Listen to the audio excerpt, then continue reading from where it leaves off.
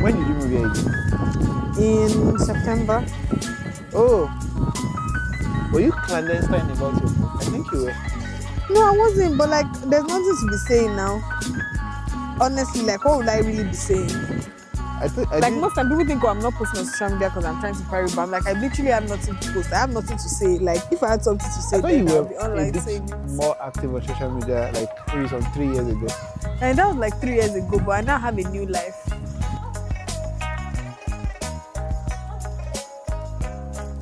My name is Ife. What am I studying? I'm studying, it's kind of long. So I'm studying global development. I'm studying politics, government, and development policy. So summarily, I'm studying the politics of how countries develop. Yeah, since your country is not developed. Yeah, so if you ask me why am I doing it, but like honestly, that's why You go I didn't in. have anything to say on social media. Now, when I have things to say, I just think it in my head and say, oh, you know what, I'm going to get around to posting it, and then I just never do. Yeah. Social media just feels weird now. It just feels like, is it compulsory to talk? Like, do you get, must you talk? That's how it feels now. I totally get it. Yeah. Twitter for me feels that way. Like, must I say something? I mean, when I was not active on Instagram, I was way more active on Twitter. Like, I was reading and like, Yeah, you were engaging. active on Instagram. That's on Twitter, right? That's Yes, actually the point that I'm exactly, trying to make. yes. So- like, you were active on Twitter. Like, you were a Twitter person-ish. Yeah. I think as I moved here, I just tried to streamline my energy. I feel like moving from Nigeria is not easy, right? And I'm like, I don't have strength. The last thing I want is to deal with like toxic people. It could be somebody crazy on Nigerian Twitter saying something that is so stupid. Yeah. Like some guy that made video about waist beads. I don't know if you saw it. Waist beads? Yeah. I didn't see it. I don't see it, so It's like some very silly stuff. So like sometimes they're just like, honestly, I don't want anybody to make me angry today. Yeah. Because life is already making me That's so angry. weird. You made videos about waist beads. So he went to, he bought waist beads, and then he was like, oh, that if you say you're a Christian, how can you be wearing waist beads, something. It was so ridiculous. People were like, don't you even see like the level of like sheer stupidity that you're exhibiting? Like, how come you're not stupid to yourself? Do you know, I didn't have like an idea that you wanted to do a master's in. I knew you've always been interested in politics and African studies. I'd known this since our days of arguing in New Market. Yeah, right. In New Market in OAU. But I didn't know exactly like you wanted to like go like this deep. Was it like always there, or was there something that sparked it? No, I think it was always there. Like it was just like, it was always a thing. I always knew that like, this is what I want to do. You know when you feel like this is what you want to do with your life. Yeah. But like I think like post like OAU. Yeah. And then I had to go to law school. And then after law school, I had to face, I need to make money, right? Yeah. Because like now you're an adult, you need to be surviving one way or the other. So I think for like 3 years, like I just left it by the side. And I was like, oh, this is not something, I don't know what to do with this thing. I have a desire for it, but like right now I need to be practical with my life. Yeah. So, and I just got tired of the NGO stuff because it's like you do so much, but you can make very little impact. So I was just like, I'm just going to focus on making money. But I think like beginning of last year, the desire to want to like, you know, like get back into impact space. Will I really call it the impact? So I have a beef with the impact industry. So I have a beef with the impact industry, and I think part of me going quiet was trying to separate myself from it because I felt that it had become very performatory. The industry. You always have to be, especially within Nigerian context, you have to be seen and heard, right? So that means that like you want to plan and organize events, you want people to invite you. To stuff. Yeah. You need to be making posts on Instagram. Yeah, you need to be posting malnourished children. Yeah, and all those things. And I felt like, you know what, like I don't want to perform. I see the value of what people are doing, right? And I also believe that fortune favors the bold, right? That so if you show up a lot, like you get a lot of advantages. But I'm just like, I'm not really aligned with this way of like thinking about stuff. But I think beginning of this year, of last year, I was just more like, oh, I think I really like this thing. Like this is like still what really drives my interest. So let me try. At the beginning of last year? Yeah, at the beginning of last year. But like, then I didn't think, oh, I'm going to leave Nigeria because I'm like, I think going abroad is hard. People always said it was hard. So I'm like, I don't want to choose the hard life. I'm always optimizing for what is easy. Yeah. So I'm like, no, I don't want to do the hard stuff. So I mean, most of last year went, I wasn't thinking about it until like maybe May or April. And again, I feel like there's no way to talk about it without talking about faith, because it was just more like I had a sudden conviction in my heart that I needed to travel. Oh. Like, and then it was like very sudden, and then so like May, August, like I started applying. Okay. Because I feel like, oh, like this is definitely what to do. But then I wasn't planning to come to the UK. I was Where planning did you to want to go to South Korea. That's Yes. South Korea. So I was planning to go to South Korea, but I was dehumanized at the embassy. So What basically, it was like every weapon in this world was fashioned against me going to South Korea. So you're supposed to like submit like a day. So they had a school of development policy, right? A school of development. So I was like, oh, if I'm interested in development, then that's where I should go. Yeah. And then they had like scholarships and stuff that you could apply, but you needed to like get your transcripts. Yeah. And then you have to get your transcript also like notarized in Abuja, like, oh, this is genuine and all. So like I paid this agent to help me to do it. Yeah. And like chaotic things were happening. First from OAU, like the person I paid from OAU got me like the wrong transcript. Instead of getting the actual transcript, the guy went to like photocopy something from like the OAU e-portal and just printed it in colored paper. Then I take it to Abuja, and Abuja they're like, no, this is not the actual transcripts. Yeah. So money is wasted, time is lost. The next stage, I get the actual transcript. I send it to the guy. And then they have to stamp it on all the pages and sign. And then I go back to the Korean embassy again, and I'm like, oh, okay, yes, I'm ready to submit my documents. And they go, but the pages are not signed on the back. So apparently they're supposed to sign even on the plain back of like the A4 sheets. So I'm like, I just spent Uber to come to Korea, spent time queuing outside this embassy in the hot sun, only for you guys to tell me that they did not sign front and back. So I called the agent. I'm like, are you crazy? Like, you know, those kind of things. Like, are you wicked? Like, why will you be doing this to me? And so that doesn't work. And then again, the guy sends it back to Abuja and he makes sure, oh, have you signed the front and back? So you're also supposed to make photocopies, and then they're supposed to sign the photocopy front and back. So he sends it back to me, and I go to the embassy, and then at that time around at the embassy, they're like, oh yeah, everything is fine, you can submit. And then the guy was like, oh no, you can't submit. The photocopy is wrong. So the guy made a photocopy of the original transcript that was not accepted instead. So basically, the photocopy and the original were not the same thing. Like they were different. They looked similar, but it wasn't the same transcript. So they're like, no, it has to be a photocopy of the original. And then so a lot of money had been sent back and forth between the Abuja and back, going to the embassy and back. I remember that day I got home and I was so frustrated. Then when I went to the embassy, there was time they were like, oh, even remitter receipt. So your remitter receipt that you paid at the foreign affairs, whatever office, it has to have like a QR code. My own did not have. So they listened to everybody except me. They were like, oh, you step aside. Did you forge it? I had to call remitter and say, oh, I have a receipt. And then the receipt does not have a QR code. Like, what do I do? And they're like, don't worry, we'll send you a new one. So I was walking around in Ikoyi looking for where to do photocopy in this hot sun one afternoon. I'm like, what's happening to me? So by the time I find a place to do photocopy, I get back to the embassy and it's just like maybe 12:30 and they're like, they are closed for the day. I'm like, what do you mean you're closed for the day? PM. I need to make an appointment. And I was not begging this crazy guy, Oga, please, please now. You know how many times I've come here?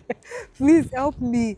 And it was like, there's nothing you can do. I called someone inside and the person goes, oh, that maybe we can help you, like, but you have to wait. We're on a lunch break and we understand your situation, so you have to wait. So I was sitting outside in the sun, inside the security post. It was like some metal kiosk with the security guy for like over 1 hour. Like everything weird was just happening. I got home that day, I was so frustrated. I remember one of my friends, Favor, she had called me and I was telling her that this is what happened. I've had such a bad day. And she's like, why not apply to schools in the UK? And I'm like, okay. So there and then I take my laptop. I take my laptop and then I apply to a school, like on the call. Like I write the statements, everything on that call. I don't even reread like the statement of purpose or anything. I just write it there and then and I submit. And then I wake up the next morning and then at 6 a.m. I'd gotten like a letter of admission. No time. They don't waste time here. Money is the problem, but they don't waste time. I'm like, what? Maybe there's something here. Yeah, instead of going to South Korea. Maybe there's something here. So every day then, I started applying to schools and then like I was getting like maybe in feedback. 24 hours, I was getting feedback and I was like, oh, like this is becoming real. Like this is something like I really want to pursue. that's pretty much how I ended up coming here. So it was a stroke of, it wasn't very intentional. so good. Yeah, it wasn't very I'm so happy intentional. you're here. Happy you're here like mad. Compared to being in, what was the word? Being in South But I'm Korea. really still interested in South Korea. Like for most of last semester, Yeah, so like my happy- politics happy research for you and was your on like interest. South Korea. So yeah, I was still like, oh, if I you can't think go you to still South go? Korea, yes, I think I'll still go. Really? Yeah, When? I don't know now. I don't know. I don't Wow, know. interesting.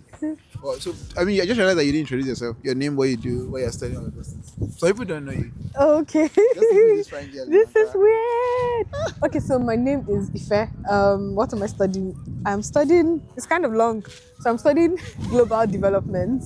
I'm studying politics, government, and development policy. So summarily, I'm studying the politics of how countries develop.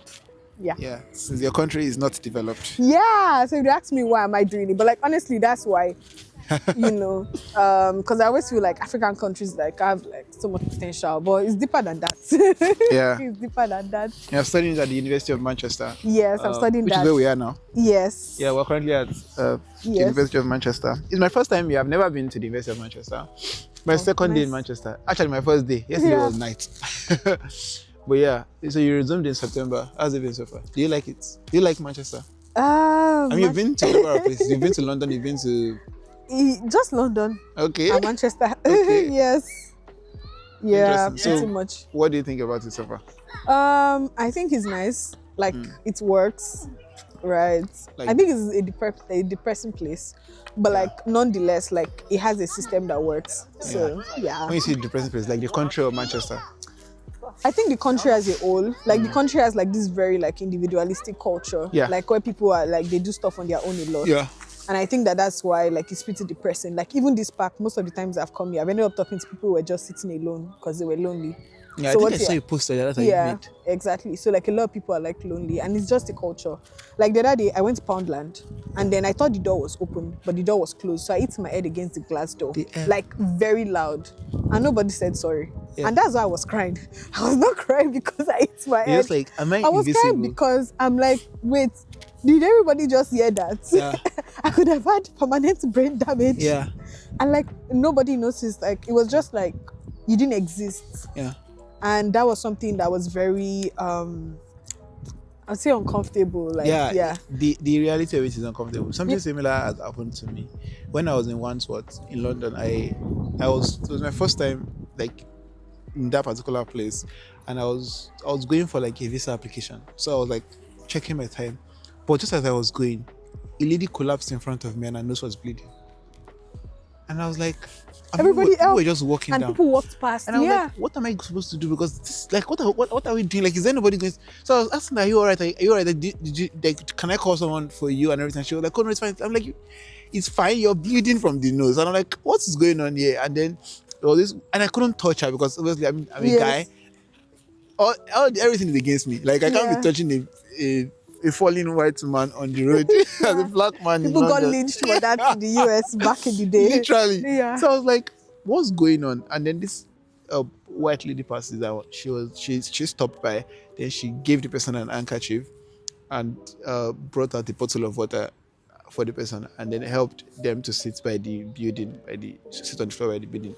And then I left. And that was very surprising to me. Something similar. I've had like experiences like this a lot. Yeah, Like, that's the culture. I'm like, you can't be serious. Like, someone just fell down, their nose is bleeding, and everybody's just walking past. It's funny that that's what you will use to describe Lagos, but even Lagos is not like that. No, Lagos is not like that. Even Yeah. even if it's just for gossip value, Yeah. people will will gather say, around exactly. you. Lagos, people will say people are brutal in Lagos, but even Lagos is not like that because somebody would wait in Lagos and be like, waiting this shelle. Like Yeah. somebody's going to stop somebody and stop somebody and stop somebody. Yeah. So yeah, that's an interesting adjective to Yeah, describe it's it. very individualistic. You know, there are times I've been at the bus stop and I ask myself, am I invisible? Like, because sometimes you feel like, what if I don't exist? Like, Yeah. am I real? Because, like, everyone is acting like I'm not real. Yeah. It's like you're not supposed to say hi to other people at the bus stop. You're not supposed to tell anybody good morning Yeah. or good Yeah. afternoon, or even in the elevator, like to people who live in the same building as you. People just act like no that person exists. And I feel like as like a nosy Nigerian, that's a very big jump. Yeah. But I mean, it's nice to be in a country where you can come to the park, you know. Like, there are not so many green spaces in Lagos. So it's nice to be able to come to the Ojota Park. park. Exactly. You think how they'll rob you. Oh my god, that happened to you. I'm so sorry. Like I Yes. didn't. Right. That was a joke. I forgot that No, happened. don't worry. Yeah, I Oh my laugh at my god. trouble. Ah, that's serious. That was crazy. I just remember Yeah, now. like so. 31st or something. Yeah, on the 31st of December. Like 2023. yeah, 2023, going to 2024. Just shoot. Do you know why that is so mad? Is that I was robbed like 2 days to Christmas 2023 as well. Like at Anthony. Like they stole my phone and everything. So when I was like, and then you told me that they eat your car. Yeah, they broke all the glass. Like they broke the glass round because they're telling me wind down, wind down, wind down, and then I didn't wind down because I was panicking. So they brought machetes and then they were breaking the glass. Like I had glass in my ears, I had glass everywhere. I was like, God, is this how I die? And my mommy was just shouting. My mom was going, Jesus, Jesus, Jesus. I know my dad has died. My mom was like, saying, Femi Agbola, show Alorun, show Sunni. Oh my Are you sleeping? Are you sleeping? You know when you're so desperate, you don't even know who to call. They're like, so if I don't call God, I'll call my I'll late call husband. my late husband. What are you doing up there? Jesus. It was so bad. That's crazy. It was so bad. So I think it's nice to be away from the chaos. Yeah. Right. It's nice to be in a place where you don't fear that kind of chaos. Like Yeah. you don't live your life in that kind of fear that like something like that is going to happen Yeah. to you. Which is pathetic, Yeah. really. That's interesting. And that was my own second robbery of the year. Oh, you were robbed twice that year? Yes, I was robbed at Anthony. I was robbed at Anthony's. Yes. So everybody knows that there are thieves at Anthony. That's why I said that I can even do a better job than Nigerian police. All you have to do is just stop at Anthony in the night and you can guarantee that you're going to be robbed. So why not just pretend and you're a policeman and then catch these people? So when I was robbed in Anthony, I was able to track my phone to a street in Mushin. Right, and that was like around March. That was like March 7th. When I was robbed on the 31st of December and I tracked my phone before they were able to disable it, my phone was at the same streets in Mushin, meaning that this is a syndicate and they operate together like collectively. And so even if you can't catch the thieves on the road, you know where they are taking the phones to. So it's just like a lack of will to do anything. I tracked my phone to, and there's this port in Lagos. This port where Is it their ships. Papa one? Yeah. My phone, like I was still there at Anthony. I because the way it happened was very disturbing, and I still couldn't figure out that I had just been robbed and stuff. So by the time I called my friend, everything, by the time I got to my open my laptop and I was like, "Go find my iPhone and everything," and I saw my iPhone in Apapa. I'm like, "What's my phone doing in Apapa?" Yeah, like they are really fast. It's like organized crime, but again, crime grows where there's no punishment. So as long as there's no punishment, like those kind of robberies are going to continue. So I feel like those are one of the ops. Like, yeah, it might be annoying, but like you hear the police cars like going every few minutes. So you know there's a measure of like safety. Yeah. Right. So yeah, I guess that's why people move. Yeah. You want that safe life. Yeah, at a very heavy cost. Yeah. As you've been Yeah, a emphasizing. big social cost. Because I don't think that anybody was designed to be separated from their friends and their families. Yeah. I think we're designed to thrive like within our community, like close to your loved ones. Yeah. So it's like the cost of safety is the cost of separation. Interesting. That's a lot, to be honest. I want to check over our recording. Yeah, I'm sure let's that see if it's recording. working. Yeah, it might not be working. It should just be pathetic. Yeah, this is not the first time. Yeah, you look so pretty. No. Sitting beside you and recording a video, I'm conscious of my beauty. Because you have overwhelming beauty. When I say I want salad, I didn't say give me leaves, but they've given you leaves, just lettuce. So is that for me? Yes. Yeah. But you know, like most like Indian foods, they have yogurt to their food. Really? Yes. I don't know that because I don't eat that much. Oh, okay, yeah. So Indian that's food why they anymore. added yogurt. Oh, So you have some yogurt. thank you. I'll be for them. Yeah, interesting. Yeah, I was gonna ask about your because I mean you said you're looking at South Korea and then this happened. Which one is my own? Or is it the same thing? No, it's the same thing. The rice is the same. Hope they put spoons. Yeah, I can see something that Oh, looks like okay, a spoon. okay. Just have to go back home. But I think something that's supposed to be jollof rice, according to it. It's biryani, so you have to reduce your Ife, expectations. Someone Ife. said it that like There's nothing like that. Too. no, this I is don't reduce my chicken. expectations. I live This with is high chicken expectations. biryani. Rice, chicken, onions, tomatoes, oil, ginger, garlic, salt, chili, turmeric. Think about have it. to These are read- practically all the Guys, things if in you have to jollof read rice. the description, it's probably not jollof Biryani, rice. you know, you have to. But This is as close as you get. I'm going to buy it because this is my first time seeing you Yeah. in the UK. Seeing you in like 6 years actually. Yeah. I feel Oh like a no, lot not of 6 people- years. 3 years. When You had is my it? cat. Oh, why did I forget that? I just remember now. Oh, that's true. They Yes. just texted me that Moremi, yeah, I was being picky with food. I'm like, God, this Moremi has not left my life yet. Who is marrying me with now? His name is Deji. I Oh found my him from god. Twitter. Like, I put a post up on Twitter. Yeah, I saw that post. Yeah. So it was through Twitter that I I saw met that him. post and people were DMing me that, is this your cat? I'm like, this was my cat. This is now your first cat, and she's trying to find a new owner. It's so sad, but I think he has a relatively good life. So Yeah. Marmy is an interesting character. Do you think you would get a cat here? yeah, when I have a job Yeah. and like a more like stable life, then definitely like multiple cats. What was your first day like? My first day here. Yeah. So it depends. It was either my first day in London or my first day here, because I went to London first. Tell me, but My first day in London. this is definitely not jollof rice. If I led me. No, that's what I like. Yoruba That's woman. because there's chicken biryani. Bow man. What a beg. Oh, yeah. So nice. This is to compensate me for the lack of So just think about an hybrid of jollof rice, and white rice. Exactly what I'm looking at, because it's like this is not ready enough. But yeah, go ahead. So when they cook it, they add white rice afterwards. It's not the Exactly. Eat the chicken with it's it, not jollof rice, guys, but and then put some take what you get. But then it's also cheap. This is $7.99 for 2 plates. If Oh, you're ever in Manchester, yeah. I'm looking for yeah. nice affordable food. Yep. And then you try with some yogurt. My first day in London, so because my cousin was like super pregnant, so she couldn't come to the airport like to pick me, but like she had arranged someone to come pick me. So when I got to the airport, like it was all like really strange. I was like, oh my god. It felt more like an out of body experience, because at the beginning of last year I didn't plan to leave Nigeria. So everything just felt really strange and really weird. I'm like, what's going on? What's happening to me? What am I doing in this country? Why am I in the airport? Like it was just this very weird, strange experience. So I'm like, I don't even know what to expect. You know, I don't know what to think. So it was nice. I got to the airport. The man that was coming to pick me, I got lost around the car park, was walking up and down. I'm like, see, I'm already frustrated. I literally just landed and then I had too many bags, right? Wow. So I'm like, I literally just landed and I'm already frustrated. And when I find the man was like, oh, he saw me when I was walking around the car park. But I thought that they said I was coming from Nigeria, I was supposed to be looking more tattered. But like, I look nice, I look good. So it was like, oh, definitely, this is not the JJC. That's what it's called. He's looking for that is coming. So that's why it didn't stop me, right? Because it just felt like, oh, you know what you're doing, you know, that sort of stuff. Like, you don't look like you just came. Maybe they say people in Nigeria are suffering. So I'm like, do I have to write it on my forehead? So I think like the whole car ride from Heathrow all the way to like my cousins, like the man just kept on trying to ask me questions about Nigeria. At the point I was frustrated, I'm like, I just got away from Nigeria. Please don't project everything that you think. Let me rest. Yeah, and then it was nice getting to my cousins, and then it was just so cold, but like it was nice to see family, right, and see people that I knew. And then I knew, oh, I only have like a day or two, you know, and then let me come to Manchester. But my first day in Manchester, like, not very nice.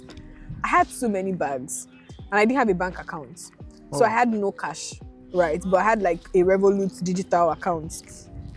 So when I get to the train station, right, I have all these bags and there's no trolley to like push the bags. Okay. So I have 3 boxes and 1 big traveling bag with no trolley. And then I'm just like, my cousin is like, don't worry, somebody nice is going to stop and help you. I'm like, there's nobody nice in this country. Like, nobody's going to help you. She was like, oh, maybe make friends on the train so that when you drop, you find someone. Yeah. But I was unable to find anybody to talk to. So I dropped my bags, and then the security guy comes to me and is like, oh, you can't drop your bag for security reasons. On that note, I'm like, okay, but like, how do you want me to carry all these bags at once? I only have 2 hands. It's like, oh, he doesn't know. So I tried to like get, so I see a trolley, just 1 single trolley, but you know you need to put like a coin in it. Yeah. But I had no coins. So my cousin, I'm on the phone with my cousin, she's like, I should be asking people that are passing in the train station. Just ask anybody. And just asking anybody, please, can you just give me a coin? And so I'm so shy, but I start asking people, please, can you give me a coin? And people are not even listening to me. People are brushing me off like I'm homeless. And I'm like, I'm so frustrated. I'm like, I'm not even bothered to hear what I had to say before they did. I don't have anything to give you. And also, I was like, God, what am I going to do? I was like, What the man just said you were begging. yeah, exactly. My first day for just I'm already begging for money. And I was trying to say, please, I just need it for the trolley. Like nobody was listening. So what I did was that I was supposed to take a connecting train that would bring me closer to home. But I missed that train because I could not even figure out to carry my bag from one platform to the other. It took me like 30 minutes. So I'll lift my bag, I'll move one bag for like a few meters. And you go back. Stop. Like just move small, like just That's 1 crazy. minute of walking, walk back. Wow. It took me 1 hour to exit from like the train to like outside of the train station, lifting my bags one by one. That's crazy. Like it was horrible. I was like, God, I just got to this new country and all my fears are already coming to pass. They said this. I was going to suffer. And now this is Exactly. happening. Like I'm already suffering from the airport. Wow. That's crazy. Yeah, so that was like really bad. That was like a very rude introduction to coming to Manchester. But like once I was able to get from the airport and then get to like then order a Uber, and then even then I still had to figure out my bags and the accommodation. But once I got in, it was pretty fine. But now you're like in this room and you're like, you don't know what to do. This is a new life, a new country. It's like everything is unexpected. You don't know what to expect like from the next moments. I remember like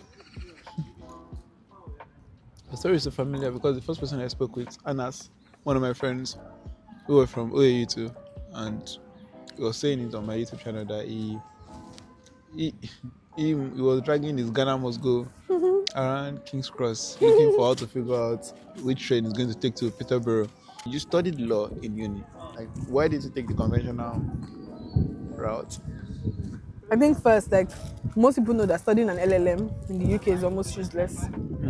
Yeah, it's not like a very good career path to go to. Okay. Because what happens if you're still not qualified to practice law, like in the UK post getting the LLM? It's possible that you're not qualified. So you know, like how like you were qualified to be a lawyer in Nigeria, but you're not necessarily qualified to be a lawyer here. So like if you have a master's now in law, like your options are still very, very limited. So for a lot of people, some people are like outliers and they've been able to make something out of doing an LLM, but like technically it's not really like the best way to go unless you're planning to like re-qualify here as a lawyer and everything. What does that look like, that process? I think I don't really know a lot about it, but you have to write exams. But for you to just write only the exams, you have to like qualify for exemptions, right? Otherwise you have to go to school for 3 years. But like if you're able to like get the exemptions, like yeah, exactly. If you're able to get the exemptions to be exempted from like writing the exams, then to be exempted from going to school, then you have to write like maybe 3 exams or so and pass. But for me, it was because I was never really interested in law from the beginning, right? Like I studied law because my parents felt like, oh, like this is something good for you. And given the state of Nigeria, they're like, oh, study something that will allow you to have options. Because like if you narrow down too much in a country where jobs are scarce, then that might be a problem. So study something that allows you to have options. So I already knew that like if I was going to do another degree, like it was 100% not going to be. I didn't even want to go to law school. I'm surprised that you did. Yeah, everybody, it was a big battle, like where everybody's like, you must go, whether you want to go or not. And everybody's like, don't worry, like it's just 1 year, it's inconvenience, just go for 1 year. So, because I already knew that like, this is not what I want to do, you know. Like, and after law school, I've not done anything. The most I've done is that I went to a court case once. To bail your uncle or what? No, not even to bail my uncle. I volunteered with like this NGO. Okay. And to like provide like legal representation for those who didn't have. So my first client was a man who was accused of defilement of a 12-year-old, and he had been in prison for like 5 years because he didn't have a lawyer and all. So I had to go and represent him. And then I was so nervous, I was so anxious that when it was time like for my case to be heard, and the judge asked me to talk. Instead of saying like, you know, right now, I'm so bad, I can't remember the proper thing I was supposed to say to the judge. I could only say like, good morning, sir. You know, you're supposed to say something like I was so discombobulated. Such a word. I was like, good morning, sir. And then like, the man was angry, the judge was angry because like the case had been pending for a long time. And then I know I had to be trying to explain to him that, see me, they just gave me this brief. Bro, I'm not new here. I'm not the person. If you're angry with that person. I just arrived. So I didn't know what to do. I was just basically looking at the ground, like in the courtroom, and I'm like, this is obviously not for me. You're going to be doing. Like, this is not my life. Like, this is not my life. And that's after I didn't sleep the night before, practicing and rehearsing. Wow. So when you know something's not your life, you just accept it like, this is not me. Interesting. Decided to do this instead. Yeah. I know for a lot of people, like just like we were saying, getting admission can be hard, but if you have good grades, if you do well with your work experience and your application, sometimes it's a bit easy. Yeah. For most people, it's usually the font that becomes like a problem for most people. How did you navigate that? I mean, I feel like most schools don't even really care. Like they'll always give you like an offer. You always get offers because they want students, and it's a business, Yeah. in a way, like the educational system is a business. But again, I think for me it was kind of crazy because I was doing this again because I'd had like this period of like sudden conviction that like this is what I needed to pursue. Yeah. Like this is what I'm passionate about, and Yeah. like I need to like pursue it now. And so I was thinking, I don't know where the money is going to come from, but I'm going to do this anyway. Yeah. And everybody thought like this is like insane. Even me, I was telling myself that like what you're doing is absolutely insane because like you're deciding to like go out on a limb. I remember when my mom asked me like, so how are we going to pay the school fees? I said, don't worry, mommy, that God will pay. He was like, don't worry now. When God deposits the money in your account, then you will go. So when God sends you the transfer, don't worry now, you go. So it was not that thing of like, sometimes when I think about it, I'm like, I was very high, like, you do get, because you know when you have periods of discouragement, you're not asking yourself that, what possessed me with that kind of like audacity to believe that like this was something that was doable. But I think like ultimately, my mom was able to support me and say, okay, what do we have and what can we gather, right? And so for me, it has been this big thing of like, I'm making this very big investment, but it's going out on a limb without the certainty that, so it's like I'm putting all my family's resources into this without the certainty that I'm going to actually get something out of it. So most of the time I tell myself I must succeed by all means. Well, everybody's Because everybody is invested, everybody has contributed something to making this possible. I've been able to convince them that, like, we have a vision of like, I feel like if I learn these things, then these things are valuable towards like making change and like changing the world or changing the continent, changing the face of like development in Africa. And it's like everybody has to believe in this crazy dream that you're selling. Well, everybody's investment is inside. Everybody's investment is inside. That's crazy. Does that put you under any kind of pressure? Yeah, it does. Like, it puts me under like a lot of pressure because it's like you must succeed or succeed. Like, because if you invested a lot, it takes you a lot to be here. So recently I heard of someone that dropped out and I'm like, that's not an option. Even if it's hard.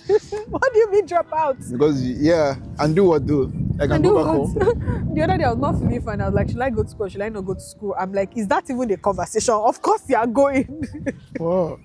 It's like, have you forgotten that everybody's money is here? Yeah. Better stand up. Yeah, we're expecting something to come out and of dust that this. sickness from your body. That's crazy. Because I know that a lot of people like desperately want to do a master's. They see the UK as an appealing option because it's like 1 year, so it's like you'll probably get admission, you'll probably get visa, a student visa. Yeah, like funding it is like usually the problem. Because you don't get full scholarships.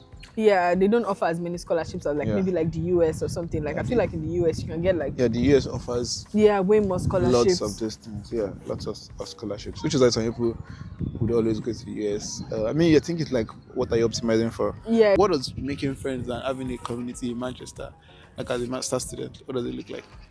So I guess some people are more social, so they probably have made like more social progress than I have. You strike me as a social person.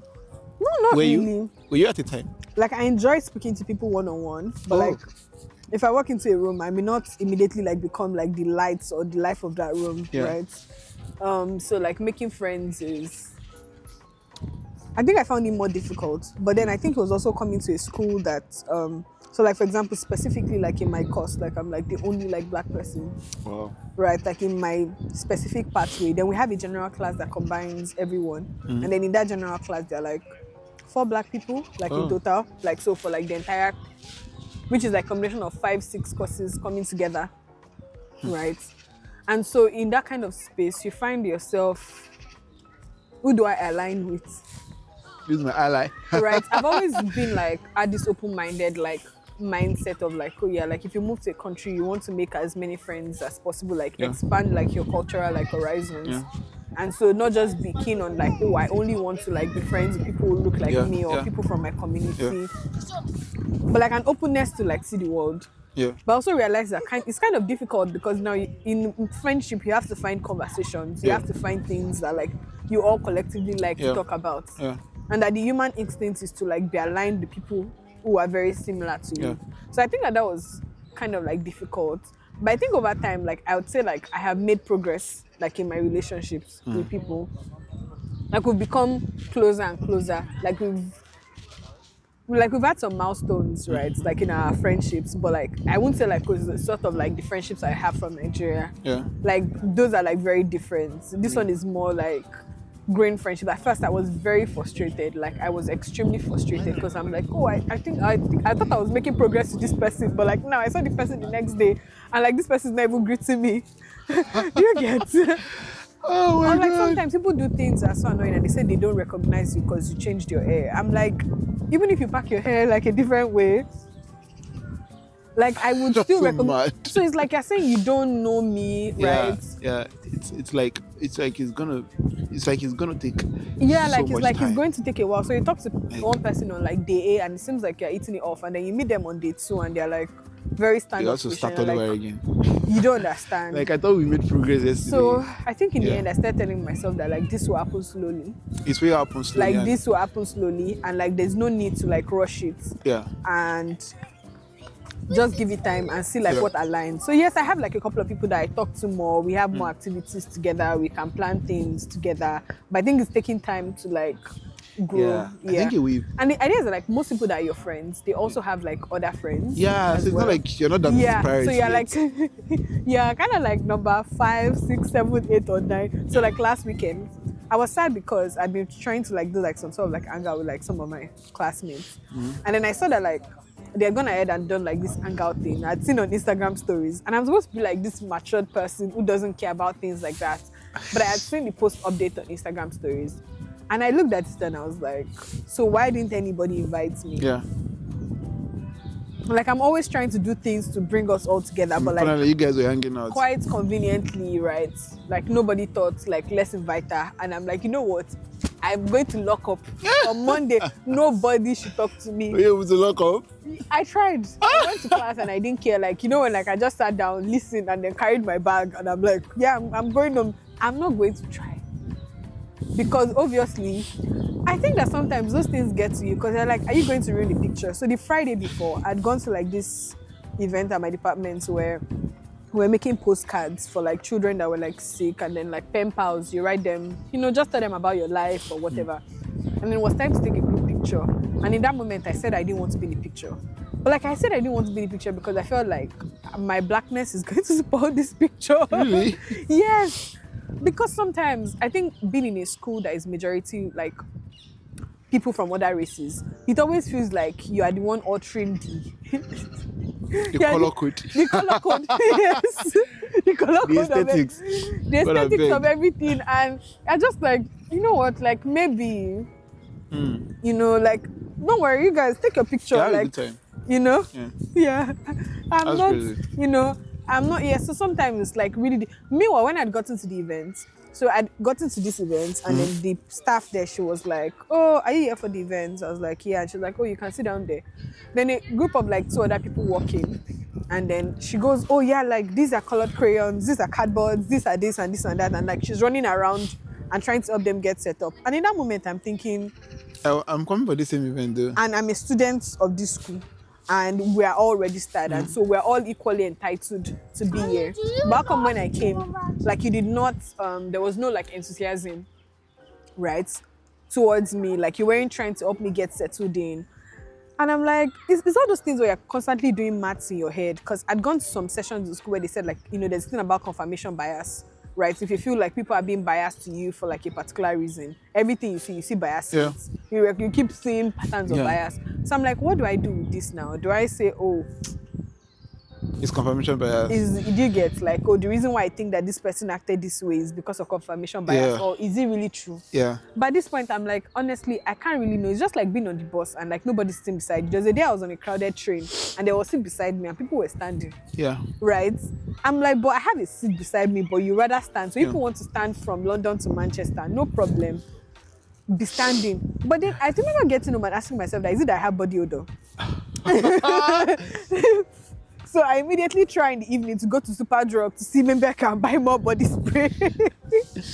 And it's like, in Nigeria, you don't have to, you're not a black person, you're just a human being. When you leave your house, you don't have to worry about like your identity. Yeah. You're not going with your identity as a person. Yeah. You're just a human being going Yeah. out. But like, yes, like there's a greater consciousness. Yeah. And so what I'm trying to do is maybe not absorb the bias. So like if something happens, I'm like, I need to make an alternative explanation for it in my mind. Or just like, that makes so much sense. I mean, I can, when you talk about like that, people standing on the bus, right? When I was coming from London, so is the food not cold already? Yeah, when it's so cold. Yeah, it's cold and I'm already shaking, and we should probably go to the art gallery once I say this. So when I was coming from London to Manchester, we were sitting where we were standing, right? So when I found it, I sat down.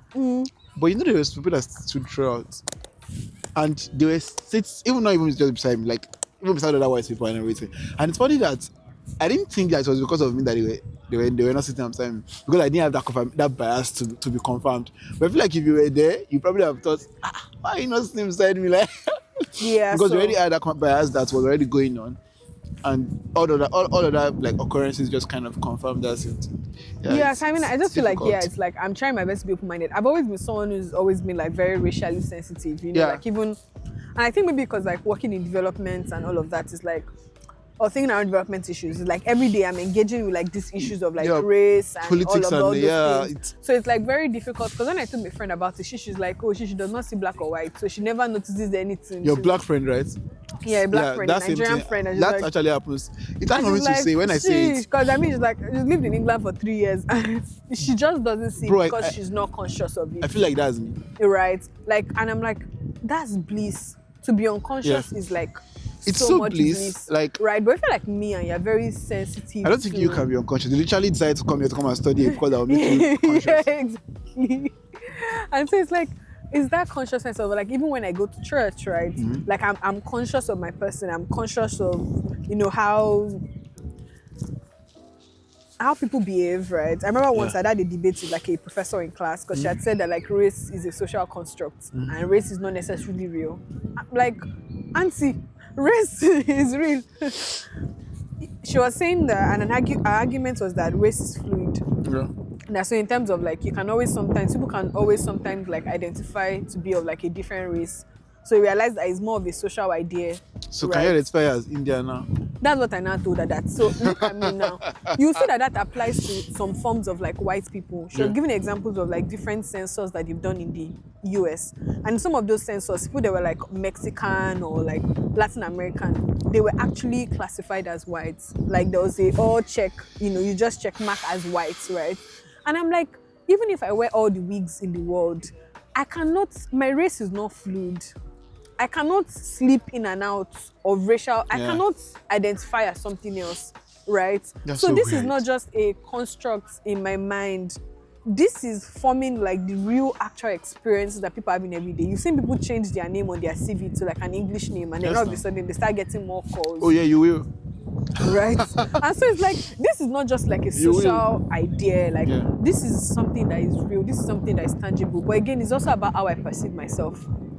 Think about like when you're in Nigeria and you see a white person, like growing up, at least for me, maybe growing up in Ife, like white people, like, oh my goodness, like, wow, look at a white person. Somehow in your mind, you've absorbed the idea of like a white person is better than a black person. Like it's superiority. Exactly, like a narrative of superiority, like a subconscious internalization of some kind of like superiority complex and inferiority complex. And so it's like, there are battles in my mind that I need to win with myself. Yeah. Right? And then there's the broader battles in society, right? With the people that you're dealing with every day. Where you're like, oh, okay.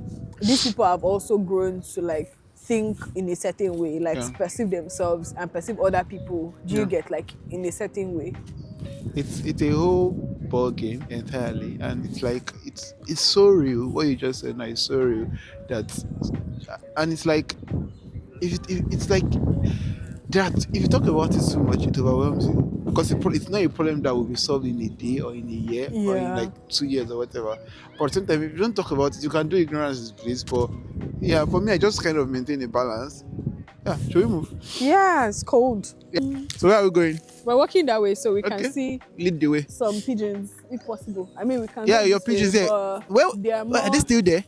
I saw some of them flying, but they're always going around begging for food. So let's see if we see any of Yeah. them. No, pigeons are like the pigeons are the dogs of Of the bird world. the dogs of the sky. Hmm? And the thing is that like human So beings wild of actually you to say. domesticated them, right? Yeah. We domesticated pigeons and we abandoned them like when we didn't need them again. What were we using them for? They were using them to pass messages. So pigeons have like a very good sense of like Oh. direction. So even if you dump them somewhere very, very far, they can find their way back. So people were using them like, so during the world wars and stuff, they were very important towards like for the military, To pass messages to across. pass messages back Yeah. and forth. But now that you have post office and technology, so basically these birds, they don't even know how to make proper nests. They don't make nests like, to the squirrels. Oh, We came to the right place. yeah. I think do you want to join those people? Yeah, don't worry. Find some once they see you moving your hand. Because I think those ones they are going they to are come quite and beg. hungry. No. They just try to be wherever they feel like they have the greatest probability. But money where all the squirrels are, they are not so. That's another one there. Another squirrel. Can you see it? Oh, Where are you putting your eyes? okay, yeah, I can see it. Or is there anything you wish you had known, like stuff like that? Oh, like before moving. Oh, I think in terms of like academics, I think knowing that like the academic style is very different. Like in terms of like maybe how they expect you to write essays. Like so let's say you think, oh, what can I prepare? I would say like learn how to write better. Like learn how to improve like your writing structure. Because like that would be very useful. Like in terms of like the academic thing. But I think ultimately it's more like brace yourself up that it's kind of like going to be difficult. Like that's what I was saying. I told myself like, you know what, like I probably have like a difficult 1 year, an uncomfortable 1 year, but that's fine. So I feel like once you have like that mindset of like this is a challenge, right? But like I don't know how to do it, but I can do it. Yeah, and then I think a lot of times people say, oh, like when I come out, like get a job and then I'll pay my fees. I think it works for a lot of people, but like I think that because of like the more uncertain economic times now, I would say that like that's a very, very risky thing to do. Risk. Yeah, because like it's like there are not so many jobs like that, especially when you're like a student. Like I mean in terms of like student jobs. So you might want to have like figure out the finance like before coming to make your life less stressful. But I think it's just saying that like I can do this, like I really can do this, and like, oh, what is driving you? That thing, that's what I think. You enjoy it. Think about the positive things. Like there's always light, there's water, there's police, there's ambulance, there's better healthcare, you know. That's cool. And then there's better education, like even in terms of like how you learn. It's not like you're afraid, like, you know, Nigeria now, Professor so and so. Like the lecturers don't even come late to class, you know. It's not like you're like, we don't even know if this lecture will hold or not. So we have to get They will come late to class. we have to get there first, you know, to see whether the lecturer will come or not. Like that's not going to happen. And then there are also like many systems of support. So there's like library support staff, they're there to help you. There's also like counseling provided by the school, so mental health, all those kind of things are there. So yeah, they're like forms of support like to help you like succeed. Yeah. That's good. Thank you. So you have fun. Yeah. Thank you very much. Miss you so As a much. short person, Yeah. I miss it. God will give you eyes. I've been praying. The time was actually like a serious prayer point for me. I was like, Why, oh God, darling? help me. I want to be. I still thought about it last week, and I'm like, God, please, even if it's just a little bit, like just increase my height. Like I'm tired of being a short person. Like just small. God will provide. Make me You at can least bribe me. 5'3" or 5'4". You can bribe me. I want to. Or 5'5". If you bribe me, I can show you the way. No, please. Okay, you're not ready. Mike, you're not ready to grow tall.